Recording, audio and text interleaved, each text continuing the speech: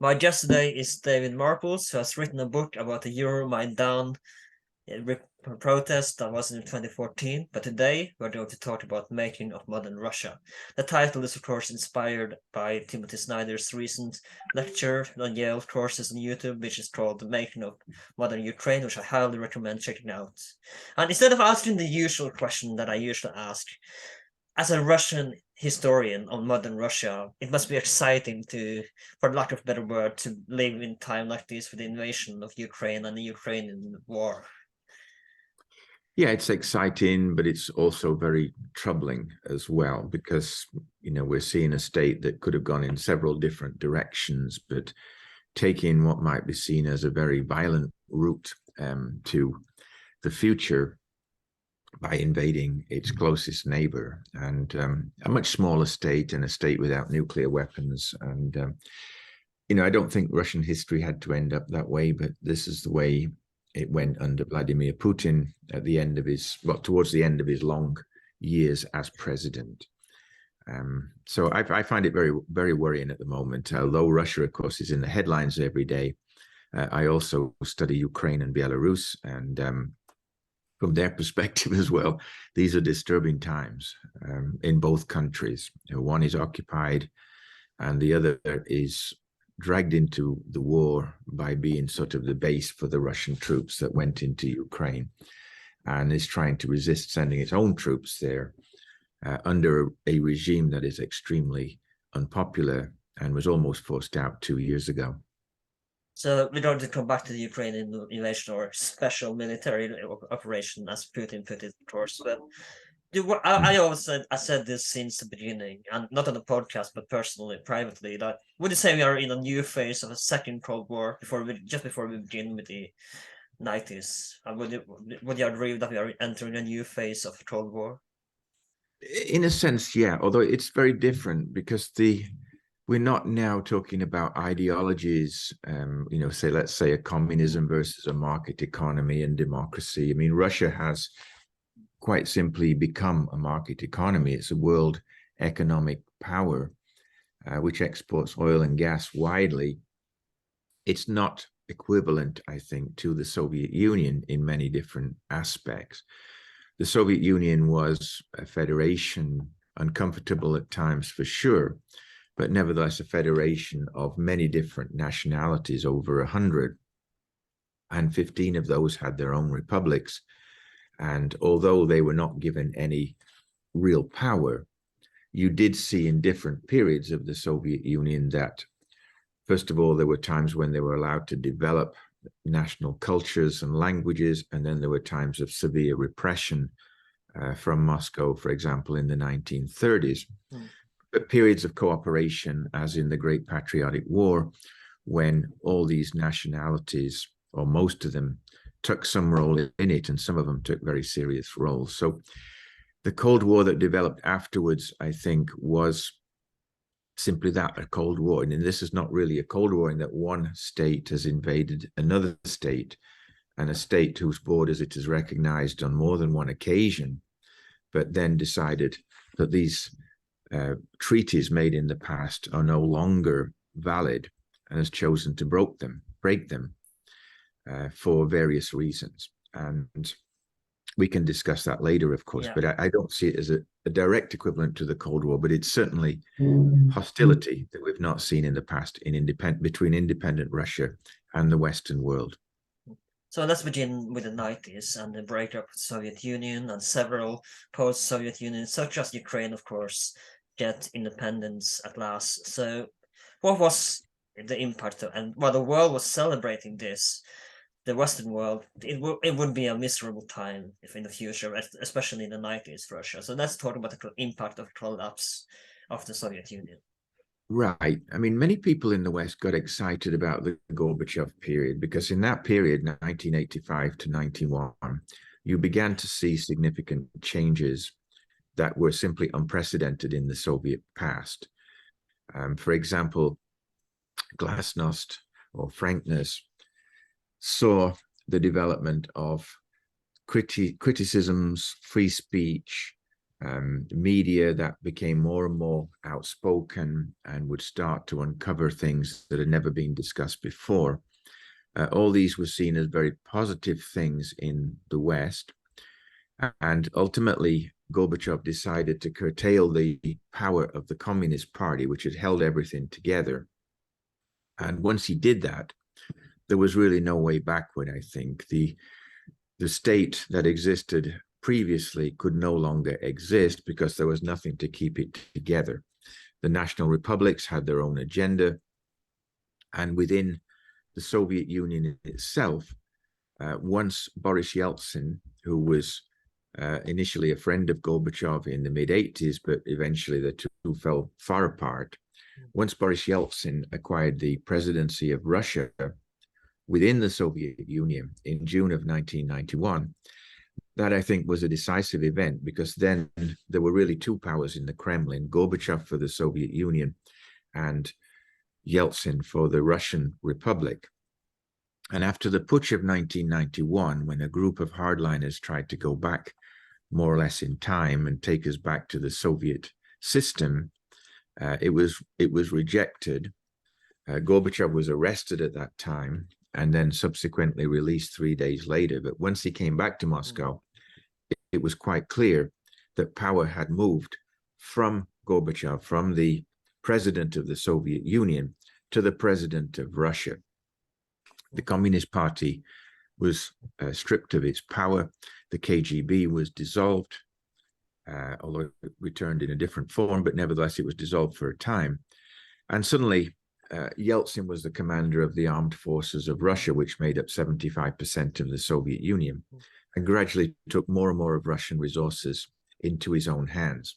So by the time the three republics that had signed, well, three of the republics that had signed the 1922 agreement, which formed the Soviet Union, Russia, Belarus, and Ukraine, the fourth one was Transcaucasia, as it was then called, met at a hunting lodge in Belarus, in Bielovezha, and declared the formation of a Commonwealth of Independent States rather than a revised union, which Gorbachev had been trying to get. This meant this was simply a formal understanding that power had moved from one power center to another in Moscow.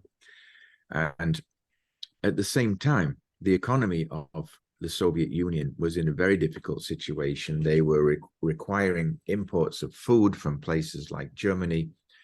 The reforms that Gorbachev had carried out were half-hearted, and he clearly was reluctant to go to a full-scale market economy.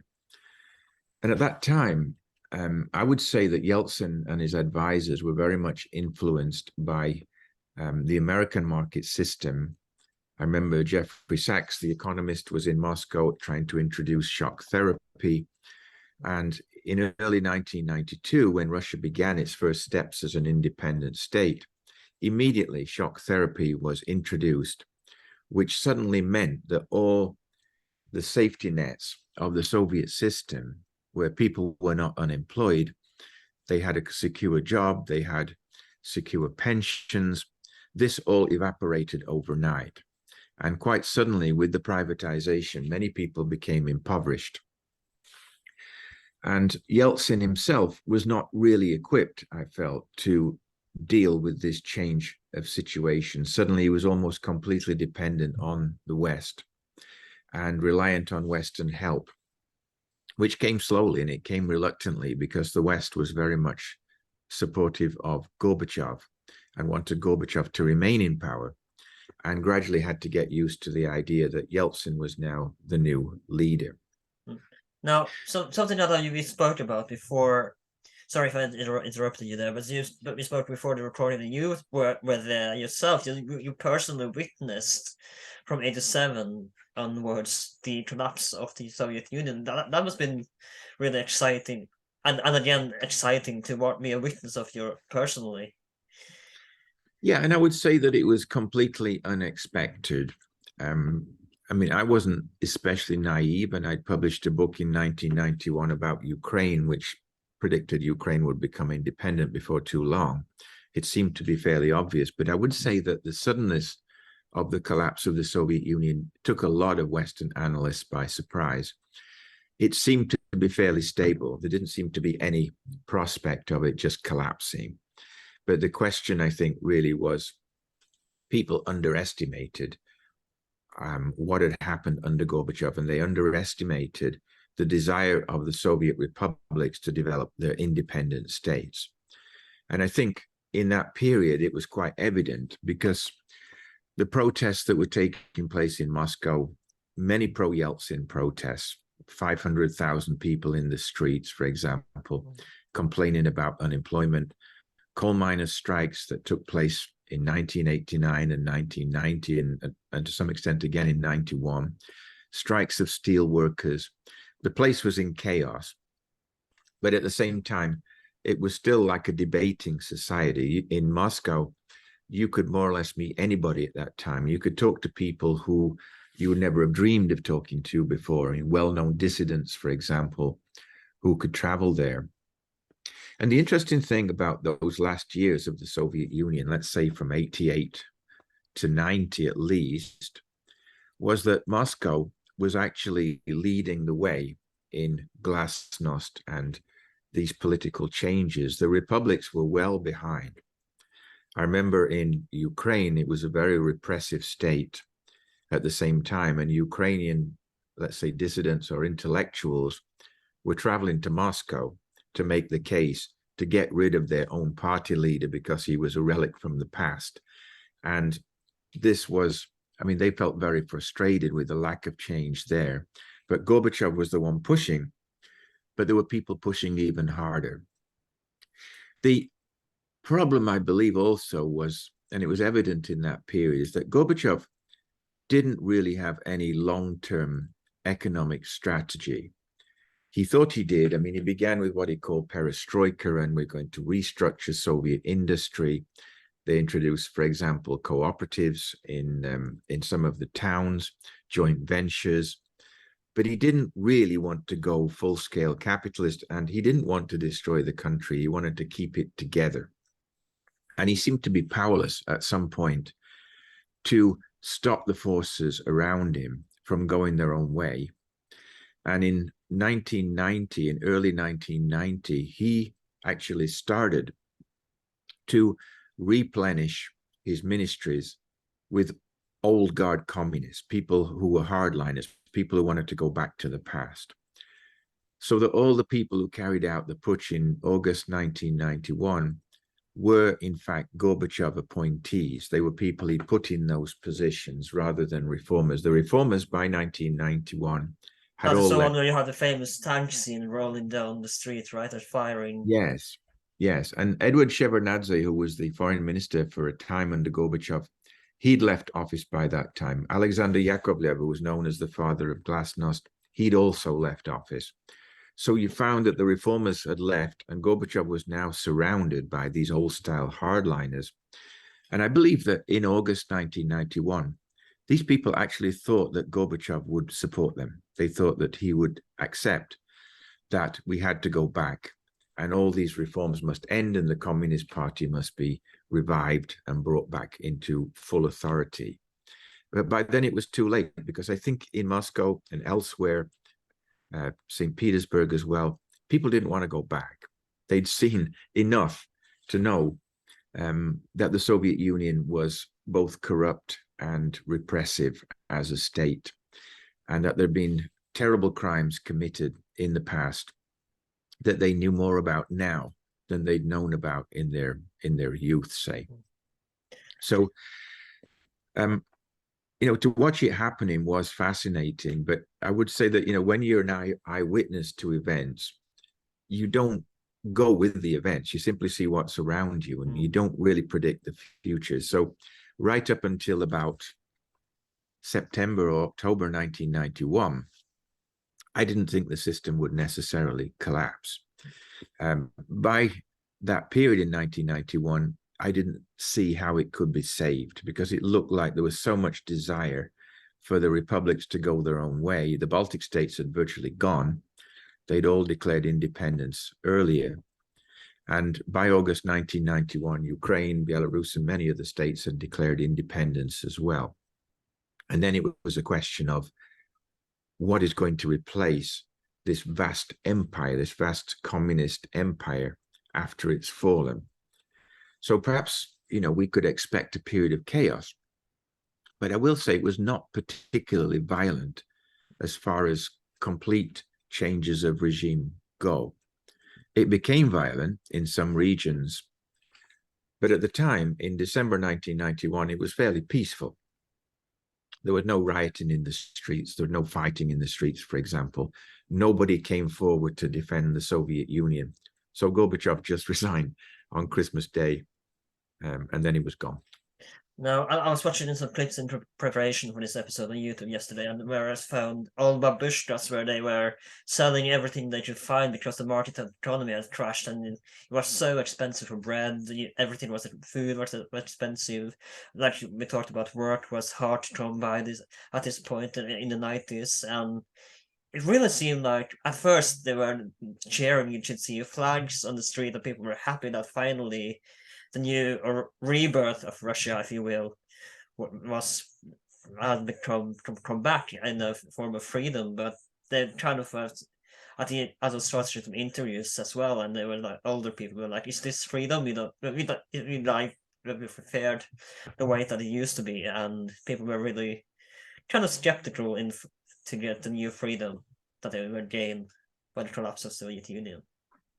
Right, and the inverse side of that is that while these people were selling their own goods on the streets and their little kiosks on the streets selling goods, and the currency was constantly falling, there were a smaller group of people who made a great amount of money very quickly, particularly from the sale of Russian resources by the government at low prices in order to remain solvent itself.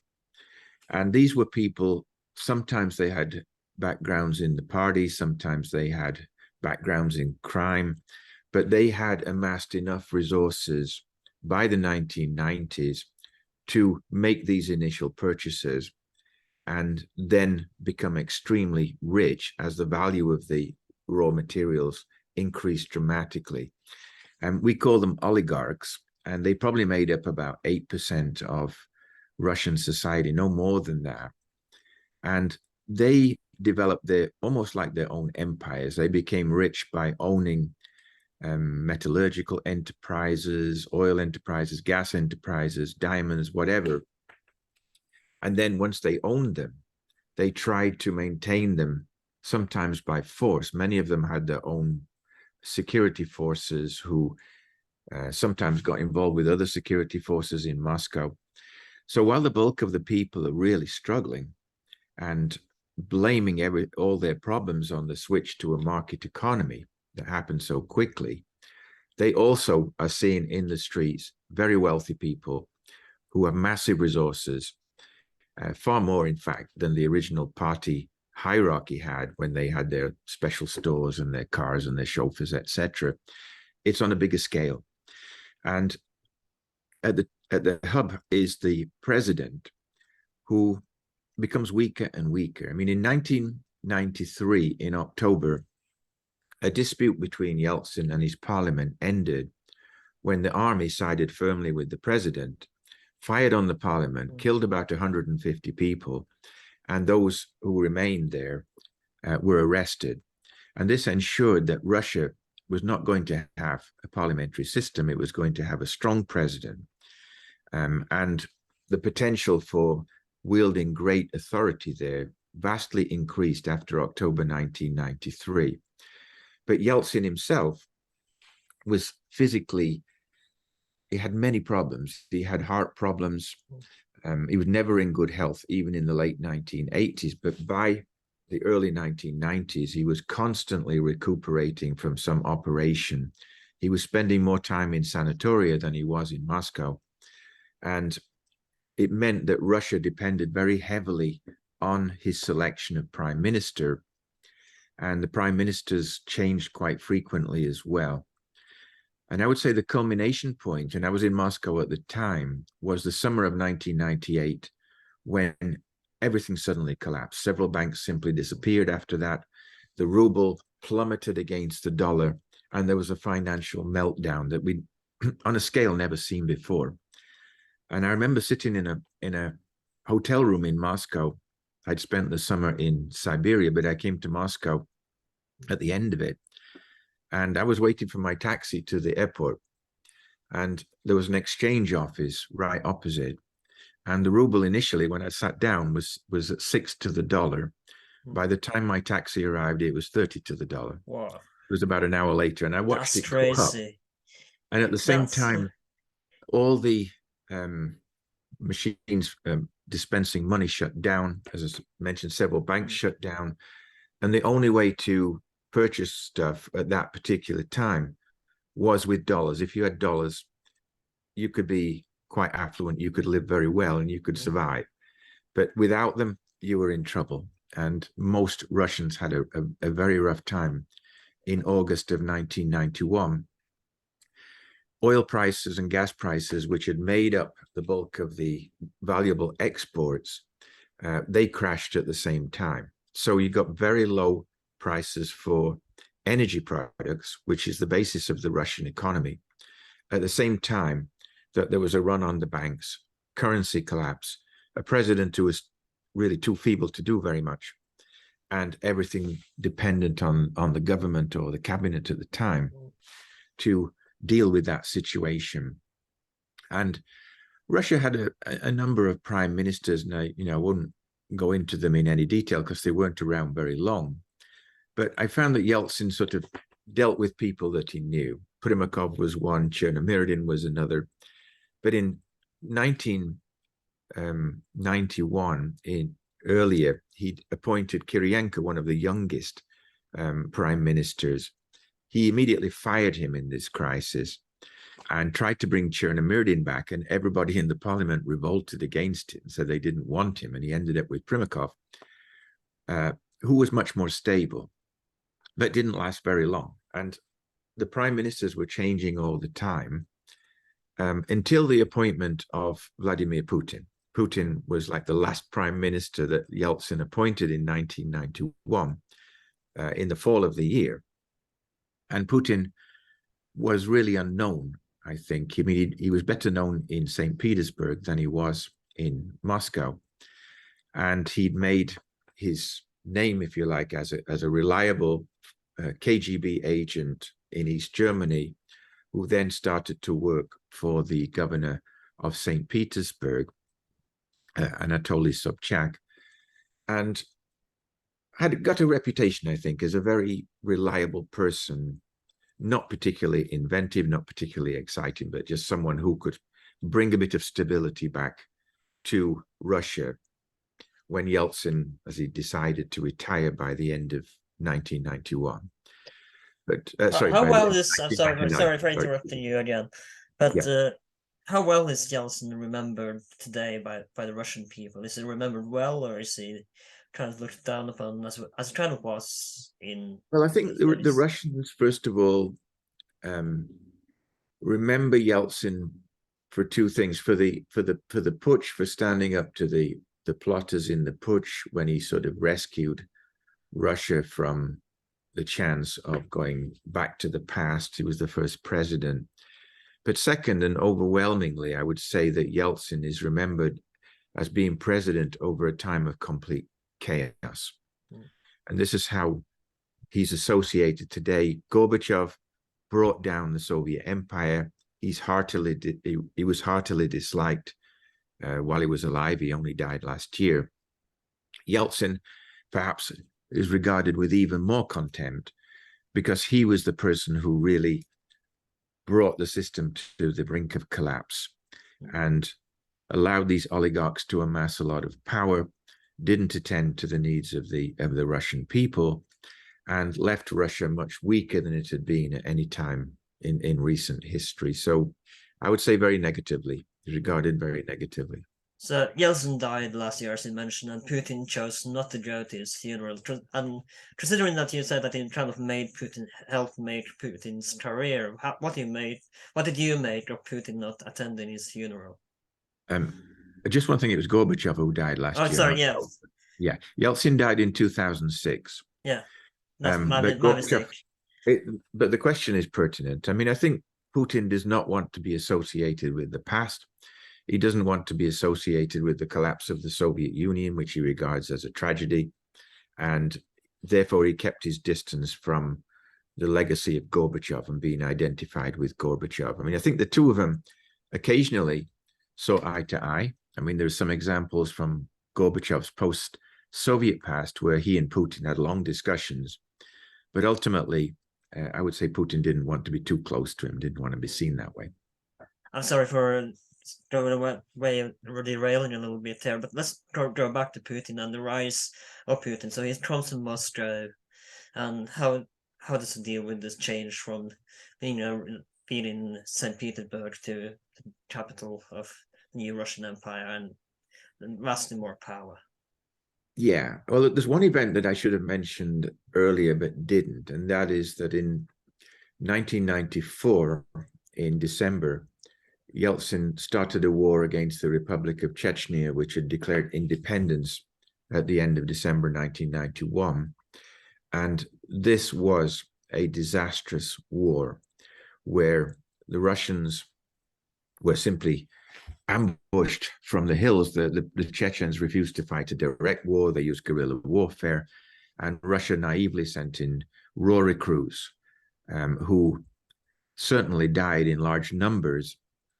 And Russia responded with very harsh policies, practically razed the city of Grozny, the Chechen capital, to the ground.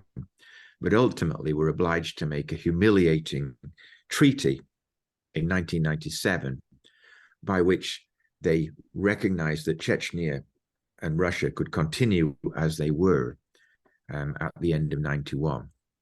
Putin began by addressing this, and before long, he returned, and a second war was fought with Chechnya, where Russia used much more advanced military policies, but also much more cruelty.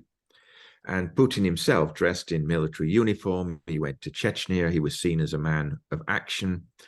And just the fact that you had a president who was not constantly being rehabilitated in a sanatorium was a refreshing change for Russians. The second thing is that by the time Putin took power, oil and gas prices had recovered and actually even skyrocketed. So suddenly the economy began to recover, and that was perhaps the biggest single factor in why Putin became so popular so quickly. Putin began also by bringing his former KGB associates from St. Petersburg.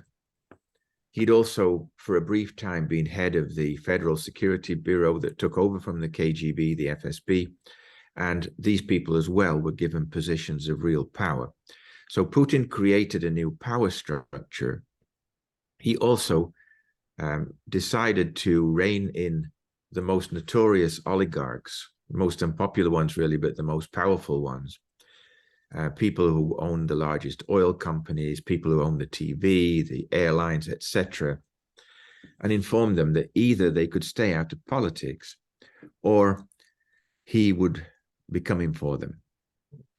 Two of them, Berezovsky and You Gusin. have to have balls to say that to someone that rich, though. I mean, I'm not the biggest Putin fan, but that is ballsy to go straight to someone who might have the power to bring yourself down and just say, "I'm coming for you," or stay out. Yeah, well, there's no question that he was very determined. I mean, he saw where the power sources were and decided to eliminate them right from the outset. And that included people like Boris Berezovsky, the notorious tycoon who moved to London, Gusinski, who moved to Spain. But there were others who decided to stay with Putin. Roman Abramovich is one example, who also owned an oil company, eventually ended up owning Chelsea Football Club in London. He was the governor of Chukotka in the Far East for a while. But he was a loyalist with Putin, and he treated his own loyalists very well. Those who tried to cross him were, sent to prison camps, arrested. It didn't really matter, but they were eliminated as a power structure. But that's not to say that the oligarch system disappeared. It didn't. It's just that the oligarchs who emerged in the 2000s, when Putin became president, were loyal to him and to the regime. And if they were loyal to him, he didn't care how much wealth they amassed. Now The same. I remember that watching a video with Biden next to Putin, and he said that he doesn't see any evil in Putin at all, and that kind of aged well. But how did the Western world welcome Putin to rise to power, and how did they view him? Did they view him with concern, or that should be someone we can work with? Well, initially, I think there was some hope that they could work with Putin. I mean, in 2001, there was a common cause. That is, Putin's war on Chechnya coincided with the United States war on terrorism. I mean, they'd had the 9/11 event that same year when George W. Bush came into office. And this was about, less than 9 months after he came into power. You had the 9/11, the attack on the World Trade Center, etc. So there seemed to be a common cause, and Putin told the United States they were welcome to come into places like Uzbekistan or wherever, and if they were targeting terrorists. And Putin claimed that they got a common goal, and this seemed to work for a while. But I think gradually Putin began to assert himself more and more, and the event that really seemed to incense Putin was when, with the West's help, the state of Kosovo was formed in the Balkans, which more or less constituted a second Albanian state in what the Russians saw as Serbian territory. And not only Serbian territory, but historical Serbian territory. And they definitely sided with the Serbs on that issue, as they do today. And Putin saw this as changing the structure of post-war Europe, which had remained untouched since 1945. And he maintained that this was an offense to Russia. It was much more, it seemed, that than the expansion or enlargement, I should say, of NATO that incensed Putin. By 2008, as you know, Putin had served 2 terms, and by the constitution of Russia, he had to step down before he could come back for a 3rd term. So there was a kind of interchange. The prime minister, 13 years younger than Putin, Dmitry Medvedev, became the president. Putin reverted to the role of prime minister. But I don't think there was much doubt in Russians' mind that it didn't change a whole lot. Putin was the one they still listened to and saw on TV. He was the one pulling the strings. He was pulling the strings. But it was in 2008 that Russia invaded Georgia as well, in its words, to protect 2 breakaway republics.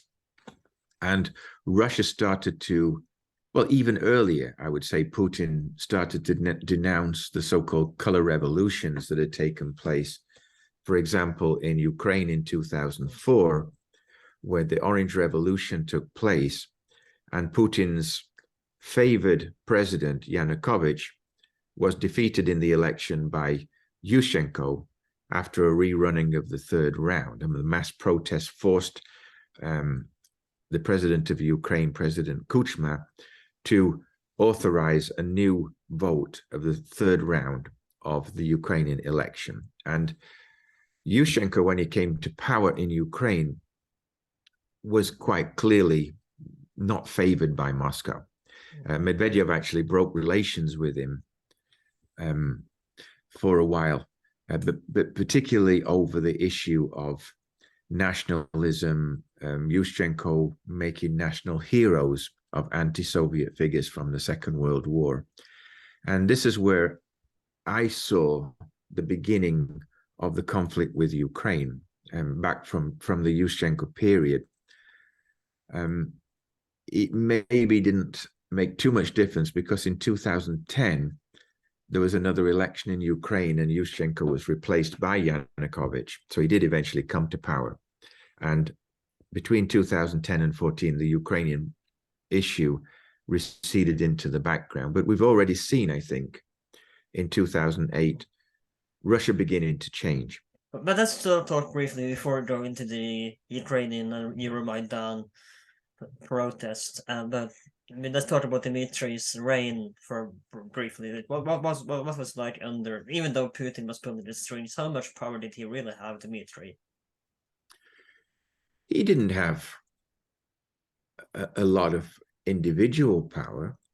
It's kind of odd because when Medvedev became president, there was a lot of hope in the West that he would be a kind of liberal, more democratic figure. He was known to like Western music, for example. He was a much younger figure. All this was quickly, the West was quickly disabused of this idea. Was he popular among the Russian people as well, or was he? Well, he didn't really see much change. I mean, it was more of the same. I don't think people really felt that there'd been a dramatic change when Medvedev became the president.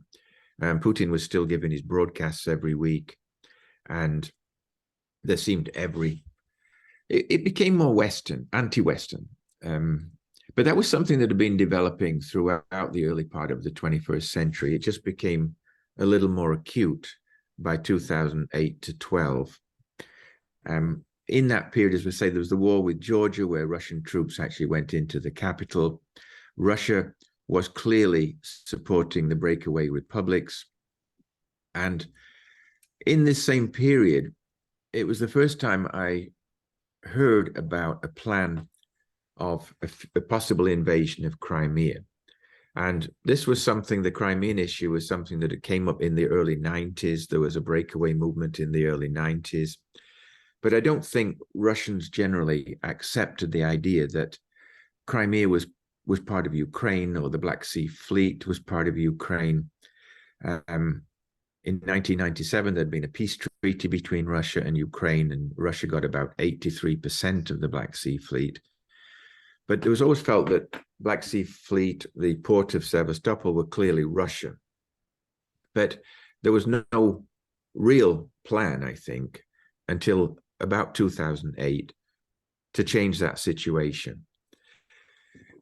I would say that also it's worth mentioning that there was considerable opposition to Putin coming back to power in 2012.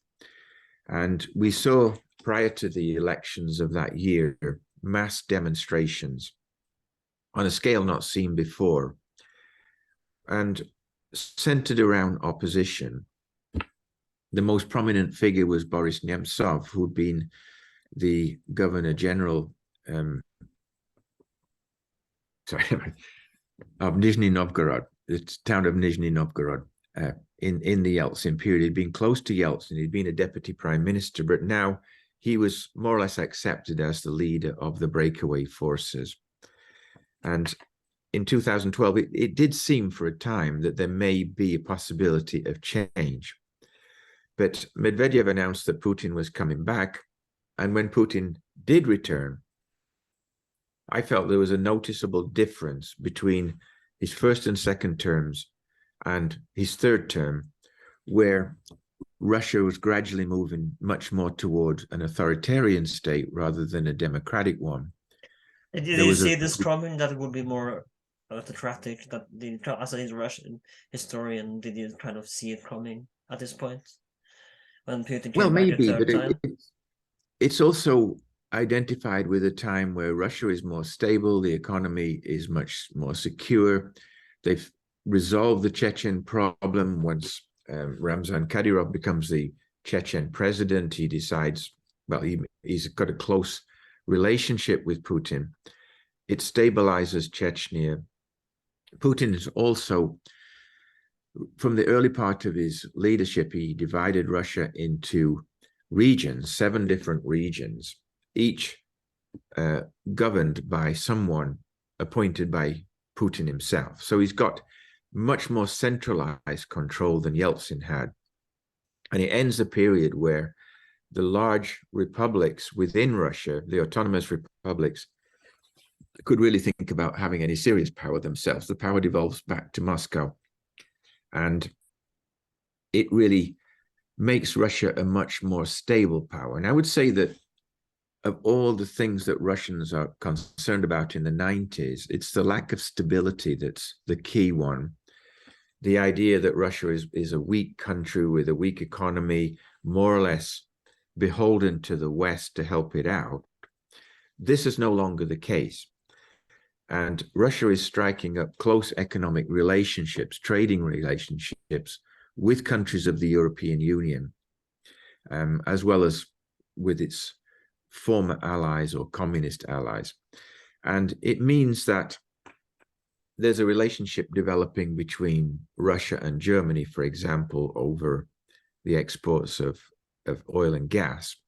And this means that Putin is not really creating great chasms. He's not trying to start wars at that time. He's more or less working for the benefit of the Russian economy, for the Russian people. But it is more authoritarian, and gradually you see corruption on a huge scale, going all the way up to Putin himself, who becomes, in fact, Russia's biggest oligarch.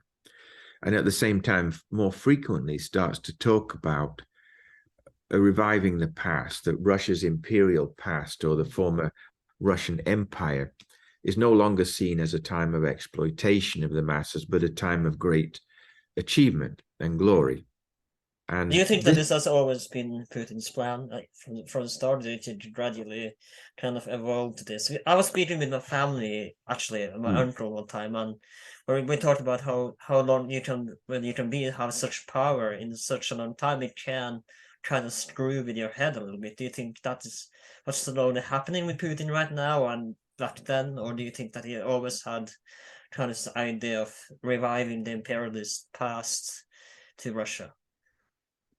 I think it's more of a recent phenomenon. I didn't see it there at the beginning of independence. That's not to say there was not some imperialist thinking. I think for many Russians, just the idea of an independent Ukraine or Belarus is inconceivable. I mean, they just do not see how that could have taken place and why it should take place. And I don't think that's anything particularly to do with the Russian presidency.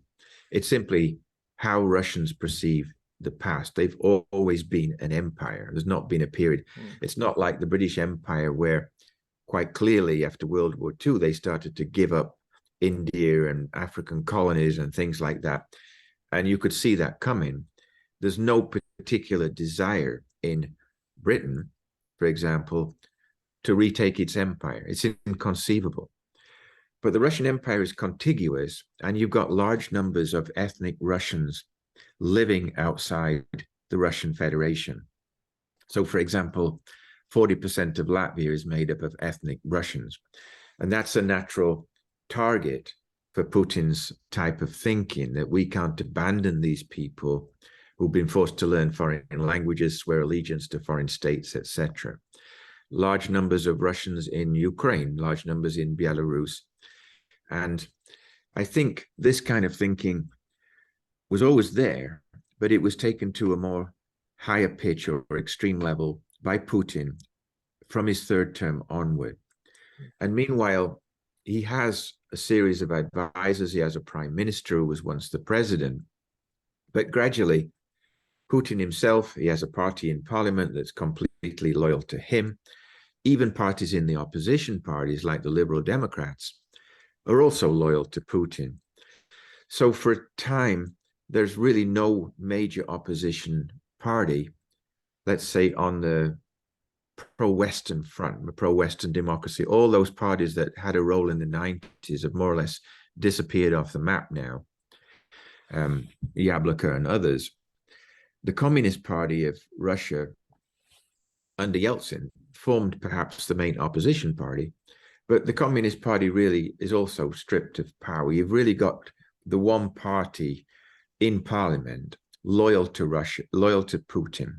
And so the elections gradually become ritualistic, whereby you may get a couple of opposition candidates, but ultimately you see that there's no opposition to Putin.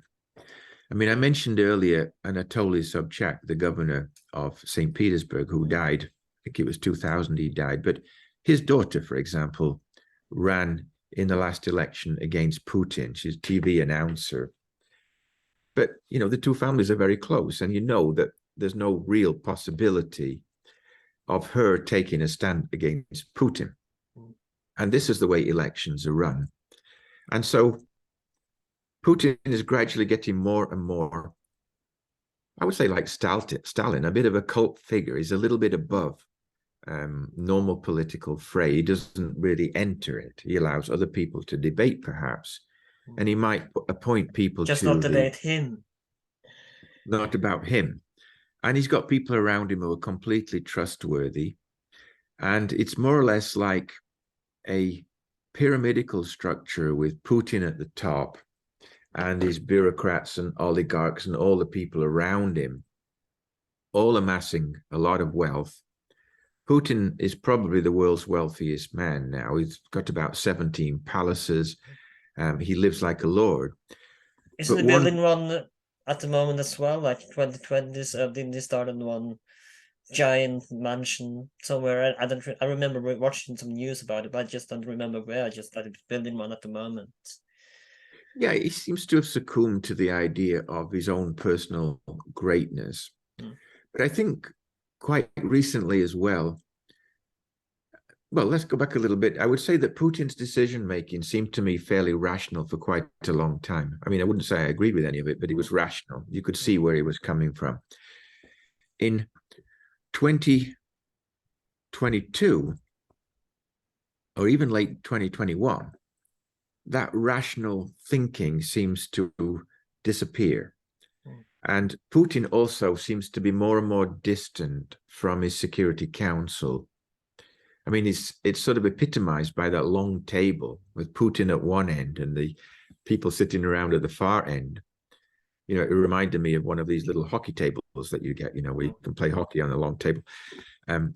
He's just miles away from them. I mean, is he frightened of getting COVID or something? Or is it actually that he sees himself in quite a different planet from the people in his Security Council?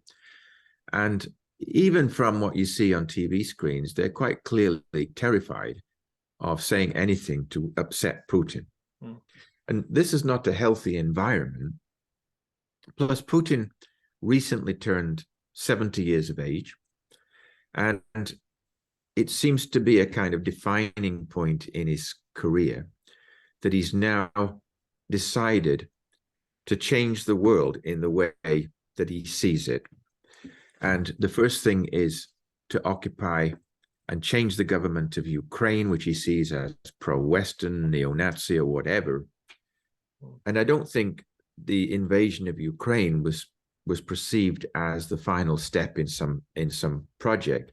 I see it as the initial step. And if that had succeeded, he would then have gone on to other things, perhaps Moldova, for example. Whether he would have actually invaded NATO member territory is another matter.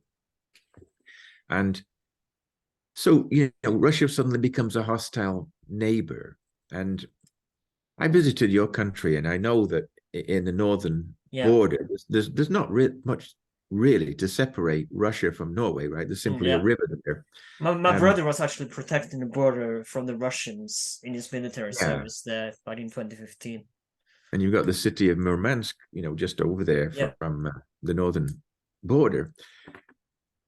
But Norway's in NATO. I mean, countries like Finland decided after all these years of neutrality to join NATO because it was scared of a Russian invasion. You know, that to me says a lot, that people perceive Russia under Putin now much more differently than they had in the past. I mean, I'd rather say, though, I kind of find it ironic and a little bit funny that Putin was so scared of having a NATO neighbor at the side that he decided to invade Ukraine. But by Finland now joining NATO, he ended up with a NATO neighbor on the border of Russia. Yeah. And you don't really see a lot of statements about it coming from Moscow either, right? It's more or less silent. Sweden as well, actually joining at the same Yeah. time as Finland. That is crazy. They've been neutral since at least 1914, and they helped tremendously Norwegian troops and refugees in Second World War. But now they've been neutral for a century or more. Mm. More. It's crazy that they decided to step out of that neutrality now. Well, it's crazy, but it's understandable as well, Yeah. to some extent, that they perceive a danger that wasn't there before, and not even there in the post-war Soviet period either. There was no real danger of further Russian encroachment, even though they'd fought a major war in 39 and 40 in the case of Finland. So, I see that these states as looking at Russia in a different kind of way, because they no longer understand what Russia's goals are and where they're going to end. Mm.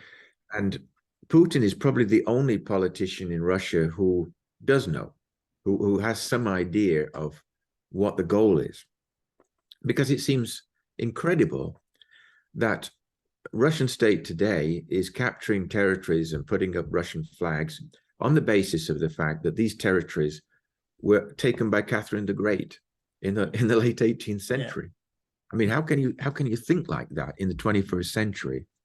And we spoke about this. Sorry again for interrupting you, but we spoke about this in our Ukraine crisis episode last March, where the Cossack revolt in around the same era before Catherine, that they binded themselves to Russia and made a contract forever, and that's also one of the reasons Putin uses to justify his invasion. That a treaty with the Cossacks that was made like centuries ago, that it's ridiculous. And I said this before, and I say this again. It's like saying that the Roman Empire just has the right to half of Europe and half of England up until Scotland. It's ludicrous to say that this treaty that was made centuries ago is still valid now.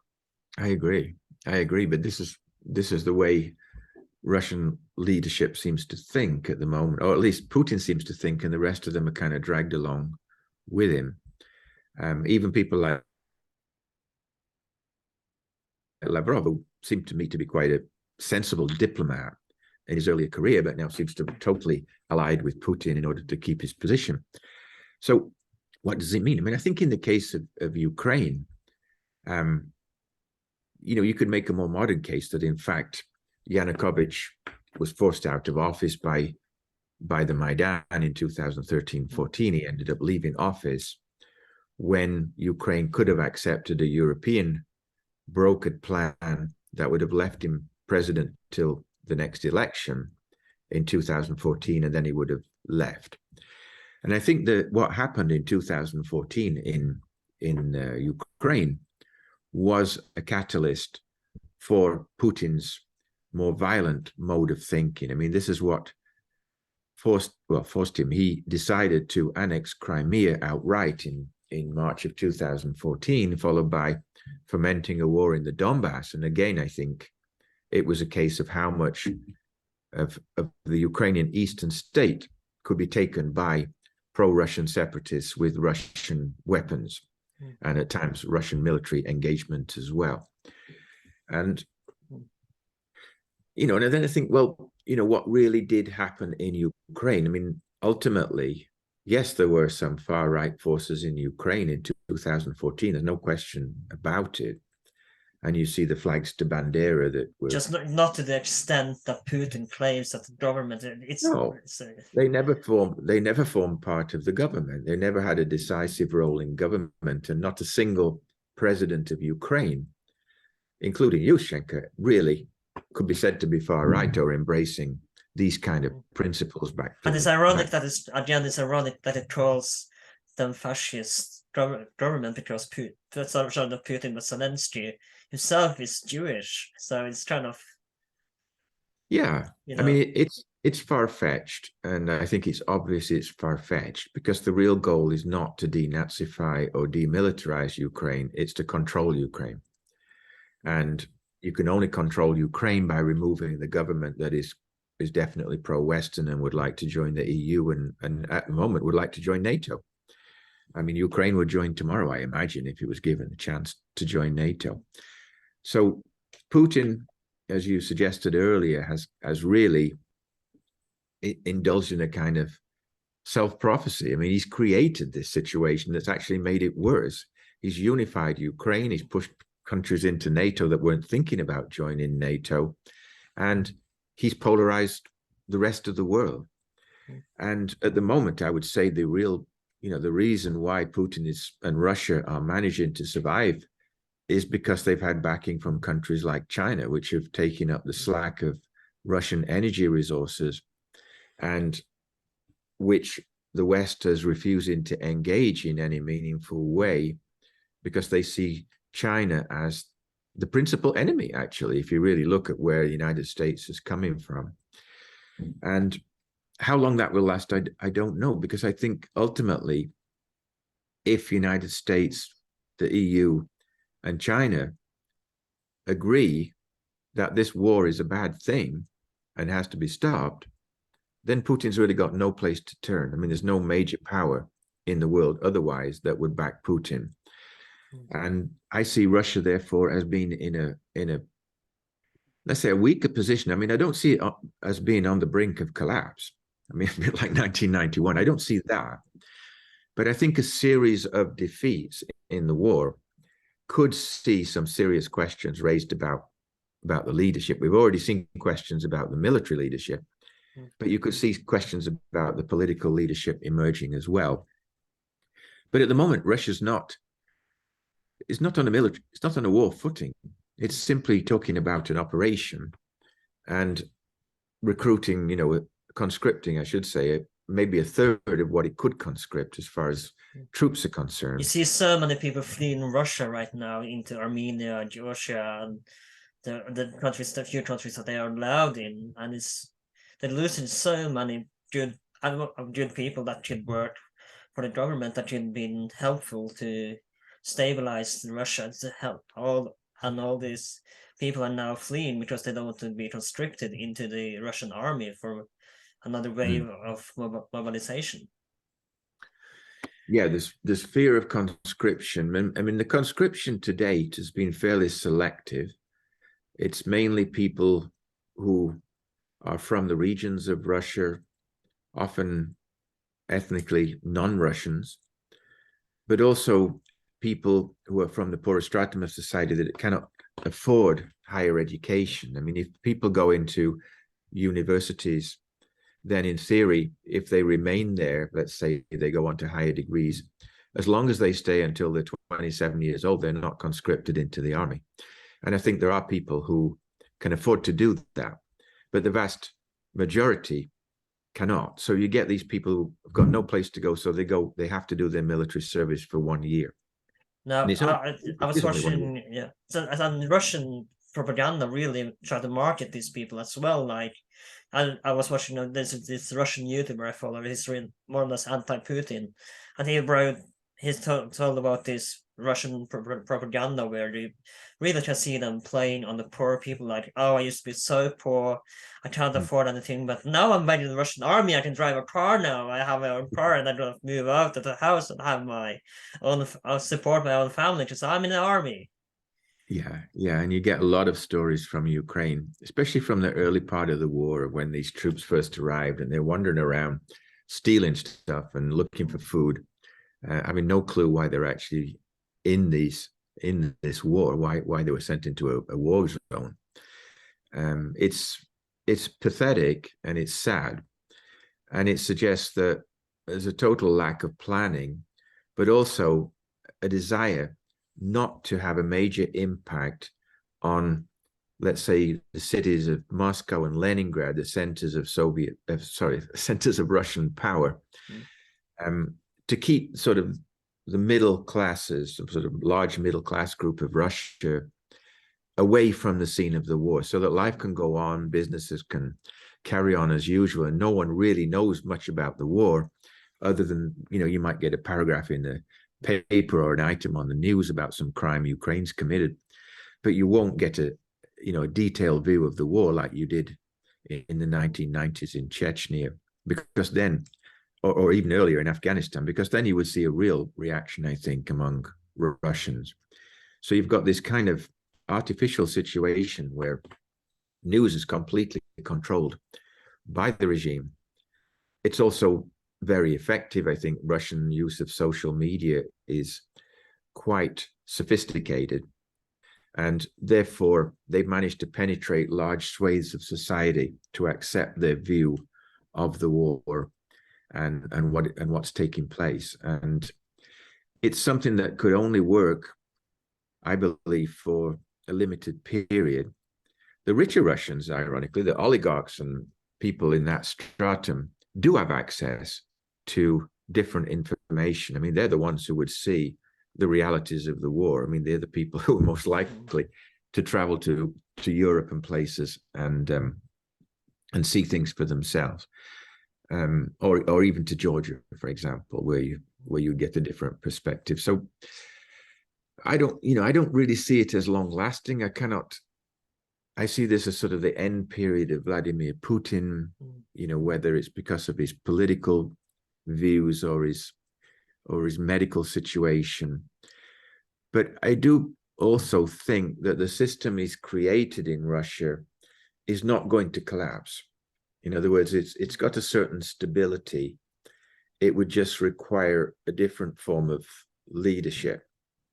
I don't think you would see a sort of reversion back to the late 1980s when Russia was, I would say, was becoming democratic. I wouldn't say it was perhaps not the sort of democracy you might see in Norway, but nevertheless, much more democratic than any previous time.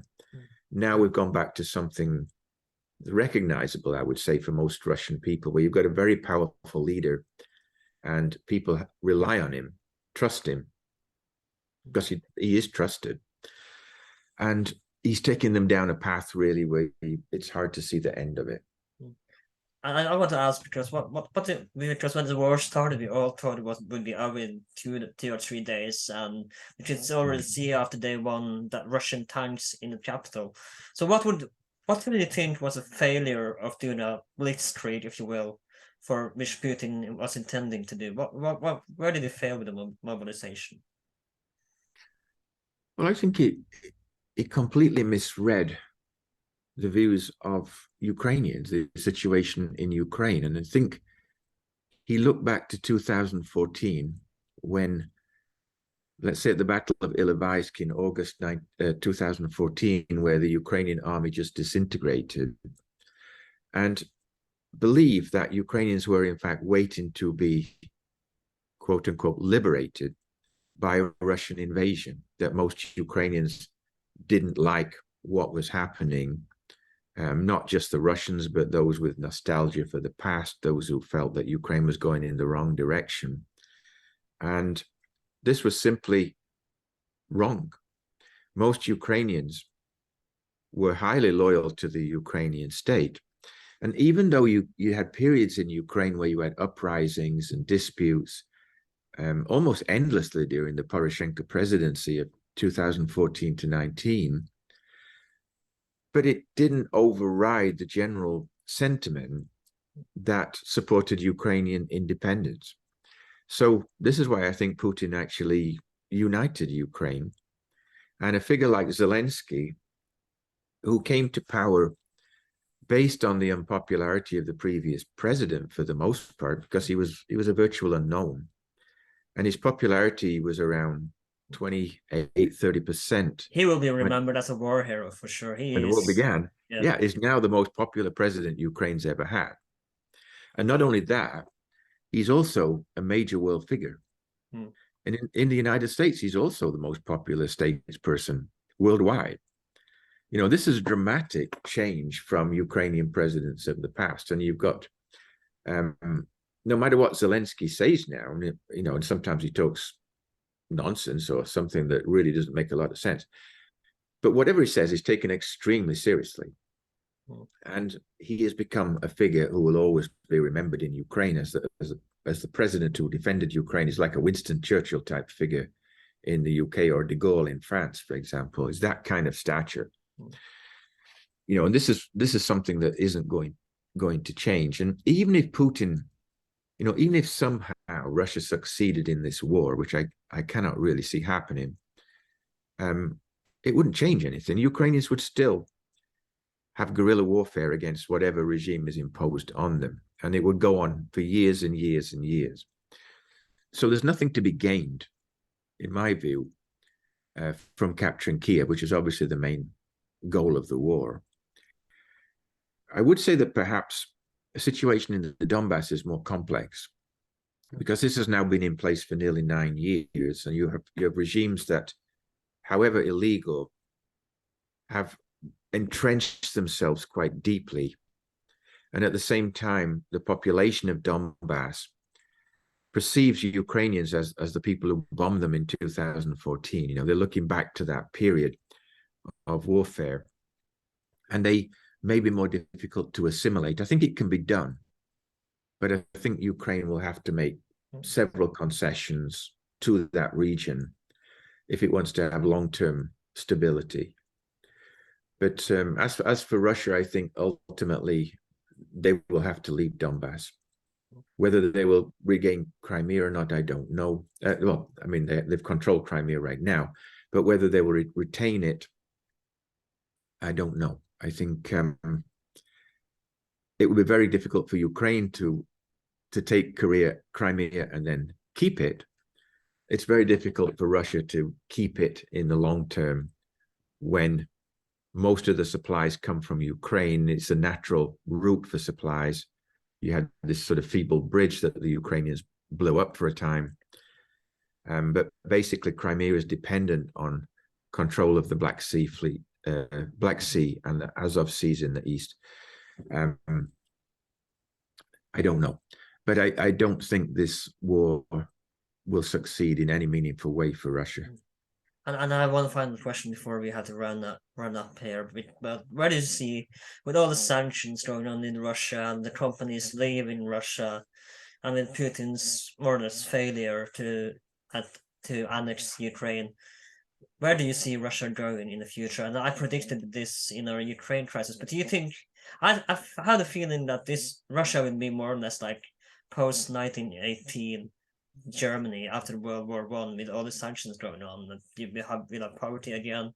I'd kind of predict that the Adolf Hitler-like character, maybe not in fascist sense, but will rise up to go against this. But what do you think? Where do you see Russia going in the future?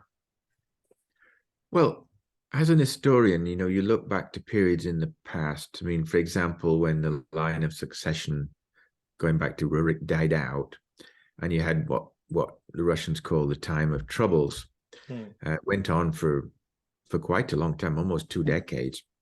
And it could be a period like that.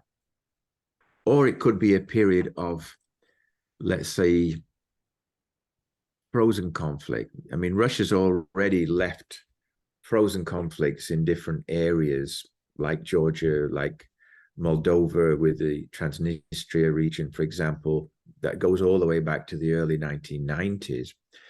It could end up like that, where you don't really have any long-term solution. You've got a stalemate where neither side can actually succeed, and nothing changes for some time, in which case you could see Putin, or whoever succeeds Putin, remaining in power, that the system wouldn't change dramatically.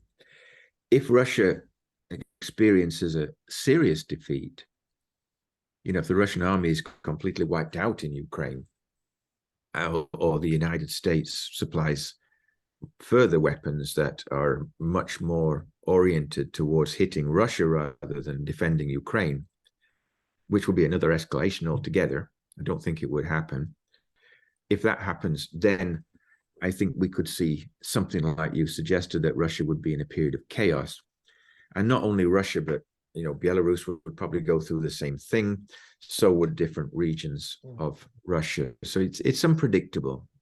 Quite frankly, it's not something that any analyst would really want to predict, because you may end up looking completely stupid a few years later. But I would say one thing, and that is that the situation as it is now cannot exist indefinitely. That is Putin's war aims, and war on this kind of scale, because no matter what victories they're experiencing, Ukraine is already got an economic and demographic crisis that can only be addressed by significant help from the EU and other Western powers. And Russia cannot sustain this level in terms of the missiles that it's using up. The conscription may be raised, let's say, to 100,000, to 1 million from 300,000. Then this would have a big impact on Russian society, just like the Afghan war did. And yet, I don't think Russia can succeed in any meaningful way unless it increases conscription and goes on to a full war footing. It's not done that, and I don't think Putin wants to do that. So it's difficult. It's a very sad situation for me that it's come to this. You've come to this kind of violent solution to resolve all your goals, and that is what's happened. What is your thoughts on the use of nuclear weapons? Jens Stoltenberg has made it clear that he shouldn't even think about using them. But I read somewhere as well that even if Putin presses the button, it's not necessarily like the United States go directly. There's someone in between that might not want to use nuclear weapons, that he has some stationed. There's Putin, then there's some other guys, and then they decide if they should. Is that true, or is that? But do you think he ever will amount to using nuclear weapons?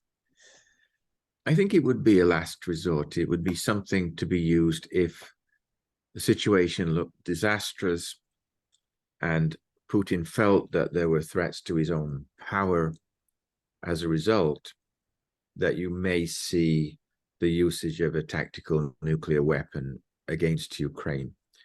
I don't see any possibility right now of use of strategic or long-range missiles by Russia, which would, it would be tantamount to declaring the end of the world. It would be much more than escalation. But the use of a tactical nuclear missile has been discussed several times by people in the Russian leadership, perhaps irresponsibly.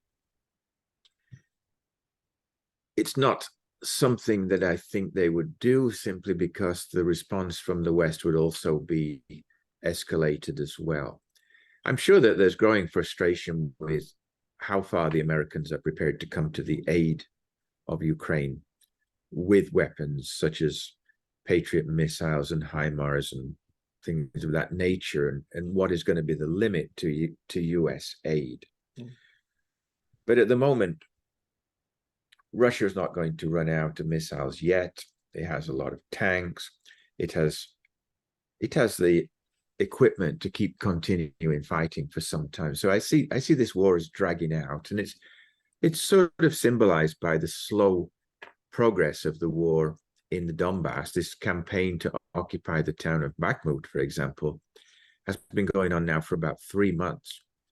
And if Russia takes 3 months, let's say, to occupy one town held by the Ukrainian army, it's going to take a long, long time just to occupy Donbass, let alone try another assault on Kiev. And even then, it may not succeed because Ukraine can still counterattack. So I think it will be a lengthy affair.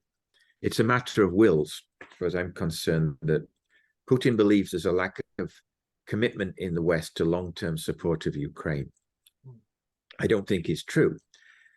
I think the West is committed to Ukraine, but there is a certain instability in the United States society, instilled not least by the presidency of Donald J. Trump, who has opposed the war. He has opposed Western support for Ukraine, for example. So Putin is thinking ahead a little bit to 2024. In 2024, he has a vital election himself. In 2023, United States will elect a new president. If that president remains Joe Biden, then I think the situation looks worse for Russia. But if it, once again, you get Trump or someone of the Trump supporters who would take power in the United States, that may change the situation. It may undermine European worldwide support for Ukraine. Of course, I said last question last time, but this is the real last question. I had so much more I want to talk about, but he can't do everything, I'm afraid. But how long do you see Putin remaining in power, even after post Ukraine crisis? There must be somebody in the government who kind of is fed up with him. And do you think there is assassination thought of assassinating him, or assassination plot that is kind of planning in the army to get rid of Putin or such things? I don't think so yet. I mean, I think Putin is still very popular. Mm. There's no question of that. I mean, he's not the action man anymore that he was back in the early 2000s, but nevertheless, Putin is not yet falling in popularity. At least I've not seen any dramatic drop in his popularity, which means that he's answering the needs right now of a majority of Russians. Things have to change quite dramatically.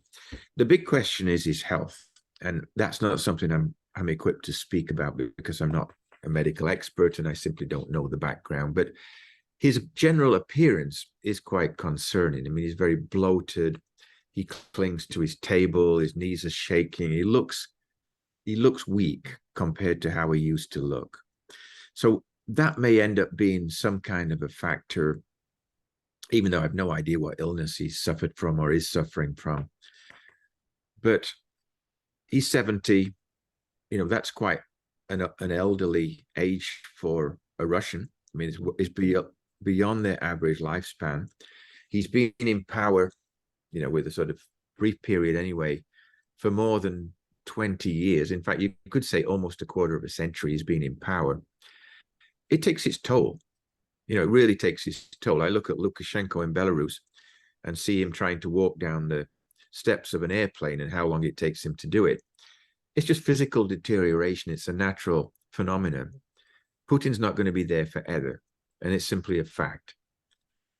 Ironically, of course, the president of the United States is 10 years older than Putin.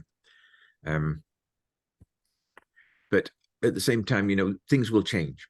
I No think it's the question about amount of that. time you've been in power that his health is deteriorating. There's a difference that Joe Biden has been as long in power that he's. I don't know if that has an impact, but it's the I think that has something to do with it. That Putin has been basically in power since 2000 for 20 somewhat years now, and that kind of can take a toll on your health, I think.